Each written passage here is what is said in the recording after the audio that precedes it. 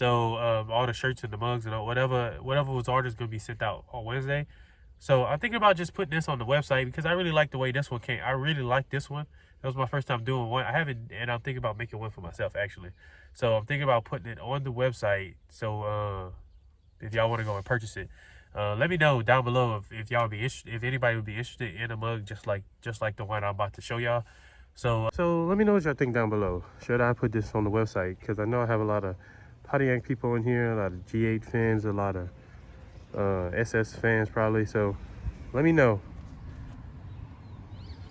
And we kind of growing a little faster than what I expected.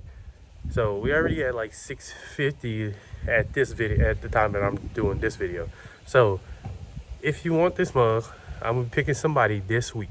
So what it has is our RC logo, and then it has the Holden logo in red on the other side, and it's a speaker tumbler. So it's a Bluetooth speaker. So you can connect your phone, you can connect whatever you want to if you had like a little get together or something. And it's actually pretty loud and it's waterproof. So I got one that I didn't like how it came out, so I kept it for myself and I just ordered this one. So if y'all want this tumbler, all you have to do, this one is actually, and it's not gonna stay matte black. It's gonna be, before I ship it out, I'm gonna go ahead and powder coat it, a clear coat, and it's gonna be a gloss black. So if you want the mug, so all you have to do is be a subscriber, and you have to follow NTVO_, our new brand page. Go ahead and enjoy the video.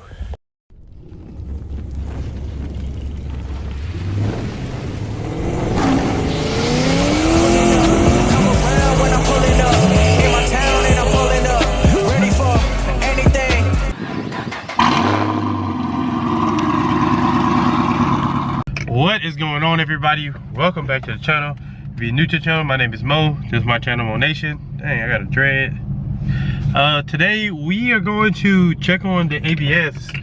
We're going to Gus' shop, and he got a couple. He just picked up another project. So if it's there, then I'm gonna show y'all. If it's not there, then I guess I'm gonna show y'all another time. But we're going to his shop. He has the a scanner to read the code. So I'm gonna bring it up there and read the code to see what's going on, so we can see if we can get this ABS situation figured out and stuff.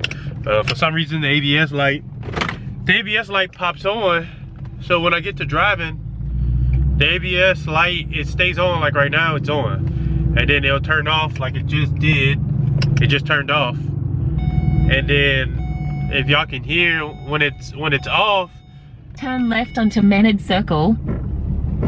I don't know if y'all can hear that, but when it's off, it's like the brakes aren't doing right or something. Mile, turn left onto Keithshire Creek.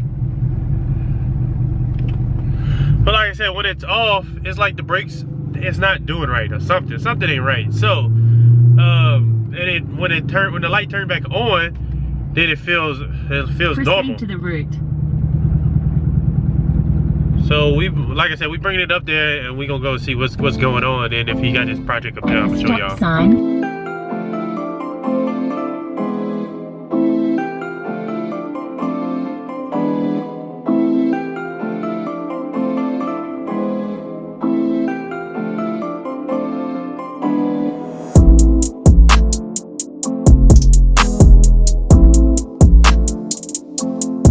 Alright, y'all, so he scanned it and he got a code for this wheel right here, the back driver's side wheel, and he's gonna go ahead. He already got a sensor. We're gonna try that sensor out and change it to see if it'll turn all that stuff off. While we here, I'm gonna show y'all he got a Pontiac GXP Grand Prix. So need a little work. Here's the GXP.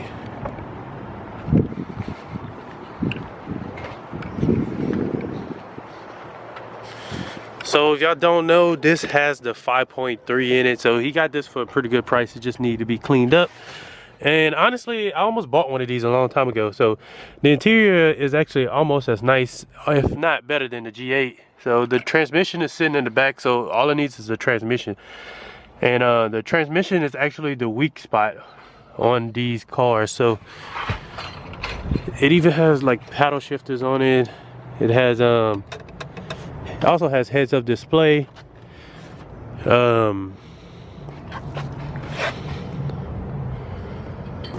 man, this will make a good project car. Turn traction control off, turn it on. This is for the heads-up display. Different stuff, man. I mean, like I said, it needs some work, but my first car was a Grand Prix. So, need to change the wheels.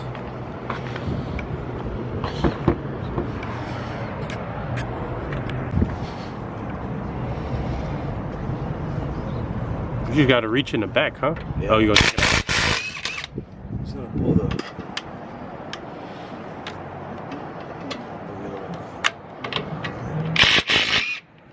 So this is the sensor right here, y'all can see. So right now it's stuck on there, so you go try to pull it out. Starting to rain.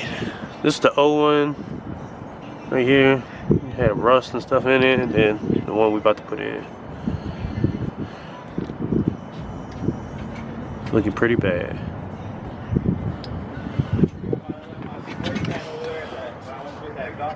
Alright, so we had an issue where he changed to the left side, and then it was still reading the left side, but the right side wheel sensor was reading a little weird.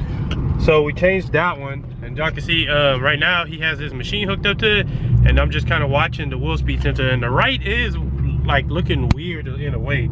So y'all can see it'll show you, you know, what I get the speed. So the right will read half of it, and then it'll jump and be around the same as the other three for some strange reason. Now the ABS light hasn't popped back on, and the brakes are not acting weird anymore. So, but even he don't really know like what's that. He said that's a little weird that the right is reading funny, but it's saying that it's throwing a code for the left. So I'm gonna let him know, and I'm gonna just keep an eye on it as I drive.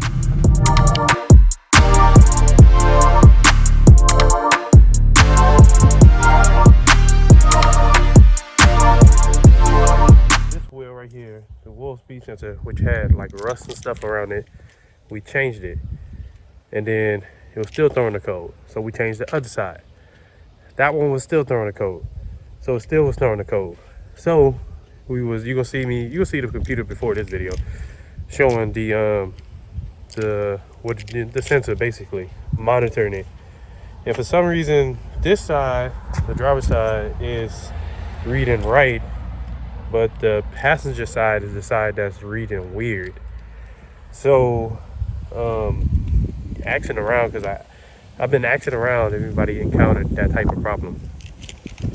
Let me get in the car because the wind gonna be bad. What we decided is we're gonna change the harness for the ABS, because it could be something with the wire, because the code, before I even drive the car, we delete the code, and before I even drive it, before I even like turn it on, the ABS is already, the code, like it's popping up and stuff.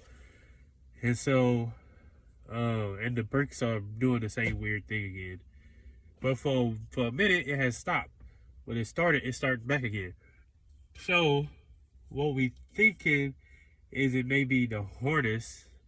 It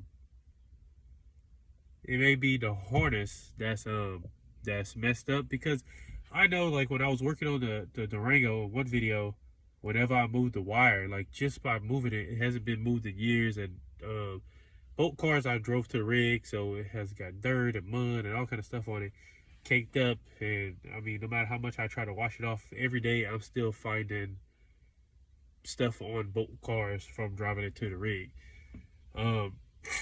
So what we gonna do is we're gonna change the ABS, the harness, probably this week. A couple of days after y'all see this video, we're gonna be changing that. Also, we're gonna try that out, and hopefully that worked. There may be a short in the harness itself from when he unplugged it, and maybe just maybe by pulling it just a little bit could have caused a short, because it's weird that the right side is reading weird, but it's throwing a code for the left side. That's the weird part of it. So what I'm gonna do is, one thing we did, I forgot that I should have done, is check the connection. The connection to the harness, the ABS harness to it was a connection, I think, on the passenger side. I'm gonna go ahead and check that out because I don't think we didn't do that. So I'm gonna check to make sure that didn't come loose or anything. So hopefully the harness fixes it, because the car still drives fine. When the ABS light is on, it drives fine. When the ABS light is off, that's when it's doing some weird stuff. So hopefully that'll fix the changing the harness will fix it. Also, I'm thinking about thinking about doing start doing a live while playing Call of Duty. I just got the new Call of Duty. I think it's the new Call of Duty, but I just bought Call of Duty since we're in the house all the time, and I play a little bit, like maybe an hour or two at night. So when my daughter's sleeping and stuff. So I'm thinking about doing a live Q&A maybe every other week or every week, maybe on like Mondays or Tuesdays, do a live Q&A. Thank y'all for watching. I hope y'all had or having a good day, and I'll see y'all on the Saturday video.